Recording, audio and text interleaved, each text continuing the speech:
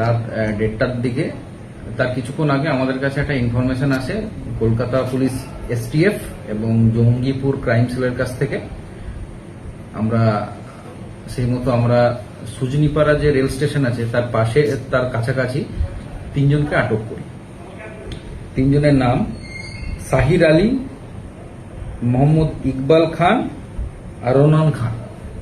3 জনই মণিপুরে বাড়ি। তাদেরকে আমরা আটক করি এবং তাদের কাছ থেকে টোটাল 570 গ্রাম অ্যাপ্রক্সিমেট হিরোইন আমরা পাই। এদেরকে তারপর অ্যারেস্ট করা হয়, স্পেসিফিক কেস স্টার্ট করা হয়েছে এবং এদেরকে আজকে কোর্টে ফরওয়ার্ড করা হবে 10 দিনের PCPR সহ। স্যার তারা কোথায় নিয়ে যাচ্ছে?